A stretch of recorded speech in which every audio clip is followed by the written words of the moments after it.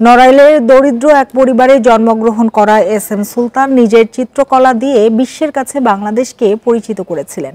শনিবার বরেণ্য এই শিল্পীর জন্মশতবার্ষিকীতে সমাধিতে ফুল দিয়ে শ্রদ্ধা জানান নড়াইলের বিভিন্ন সংগঠন।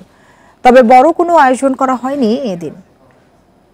প্রিয় নম্বর সেট করে বিকাশে সেন্ড মানি করুন ফ্রি। বরেণ্য চিত্রশিল্পী এস.এম. সুলতানের জন্মবার্ষিকী নানা আয়োজনে উদযাপনের আশা থাকলেও দেশের চলমান পরিস্থিতিতে বড় কিছু করেনি নড়াইল প্রশাসন। শনিবার শিল্পীর সমাধিতে ফুল দিয়ে শ্রদ্ধা জানানোই সীমাবদ্ধ থাকে সব উদ্যোগ। এ সময় শ্রদ্ধা জানায় নড়াইল জেলা প্রশাসন, এস.এম. সুলতান ফাউন্ডেশন, এস.এম. সুলতান সংগ্রহশালা, বেঙ্গল চারুকলা মহাবিদ্যালয় সহ বিভিন্ন সংগঠন। 1923 সালের 10 আগস্ট নড়াইলে জন্ম এস.এম. সুলতানের।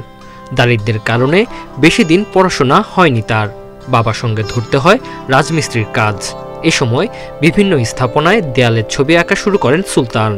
1938 সালে চলে যান কলকাতায়।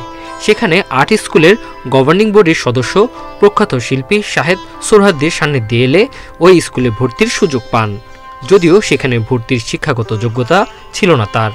তবে ওই স্কুল থেকে এস.এম. সুলতানের শিল্পী জীবনের শুরু। 50-এর দশকের গোড়ার দিকে চারকোল, পেস্টেল, কালিকলম আর স্প্যাচুলা টেকনিক ফুটিয়ে তোলেন অনন্য সব চিত্রকর্ম। 1946 থেকে 1993 সাল পর্যন্ত তার ছবি ভারত, পাকিস্তান, যুক্তরাষ্ট্র, যুক্তরাজ্য ও বাংলাদেশের খ্যাতনামা অন্য শিল্পীদের সঙ্গে যৌথভাবে প্রদর্শিত হয়।